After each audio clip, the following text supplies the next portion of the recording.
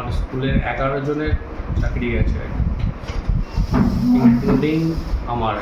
এতগুলো স্টুডেন্টের কথা ভেবে আমরা এত কিছু ঘটে যাওয়ার পরে আমরা পরীক্ষাটা কাল থেকে চালাচ্ছি, মানবিক দিক থেকে বিচার করে আর কি। স্কুলের ভারপ্রাপ্ত প্রধান শিক্ষকের চাকরি গিয়েছে, অবশিষ্ট রয়েছেন মাত্র 4 জন স্থায়ী শিক্ষক। ছাত্রছাত্রীর সংখ্যা 3760 জন। পঞ্চম থেকে দ্বাদশ শ্রেণী পর্যন্ত মুর্শিদাবাদের বহুতালি হাই স্কুলের অধিকাংশ ক্লাসেরই শুরু হয়েছে পরীক্ষা। কিভাবে চলবে পরীক্ষা? আপাতত কি বন্ধ করে দিতে হবে পরীক্ষা?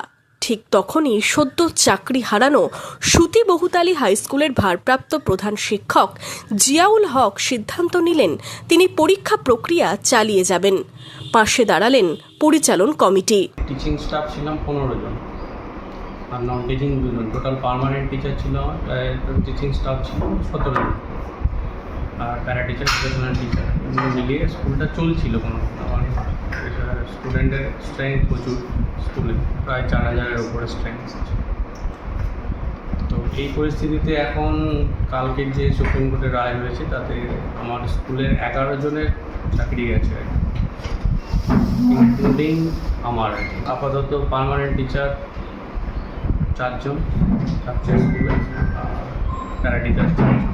ছেলেগুলো ডিপ্রাইভ হবে হঠাৎ করে কালকে, মানে আমাদের টিচাররাও বলছিলেন যে পরীক্ষাটা পোস্টপন্ড করে দেওয়া হবে আর কি। তো ছোটো ছোটো ছেলেমেয়েগুলো আবার মানে একটা পরীক্ষা দিতে এসছে, এই মুহূর্তে সে পরীক্ষা হবে না বলে বাড়ি পাঠিয়ে দেওয়াটা কেমন মনে হয়।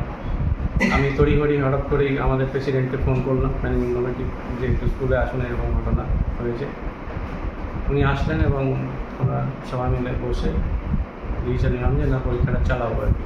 শুক্রবার ও শনিবার দুদিনই নির্বিঘ্নে পরীক্ষা দিলেন ছাত্রছাত্রীরা। সুতির বহুতালি হাই স্কুলের 15 জন স্থায়ী শিক্ষকের মধ্যে ভারপ্রাপ্ত প্রধান শিক্ষক সহ 11 জনেরই চাকরি চলে গেছে। শুক্রবার থেকেই 10 জন শিক্ষক শিক্ষিকা স্কুলে আসছেন না।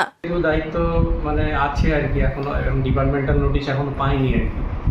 এবং এটা স্কুলের দায়িত্ব আর হঠাৎ করে তো অর্পণ করা যায় না, একটু সময় লাগে আর কি। যেহেতু খবরটা হঠাৎ করে পেয়েছি তাই একটু সময় লাগবে, হয়তো অনেক ব্যাপার আছে, যে হিসেব নিকেশের ব্যাপার থাকে, অনেক কিছু থাকে, যেগুলো সব কিছু করে আমাদের ম্যানেজিং কমিটিকে দায়িত্বভার তুলে দিতে হবে।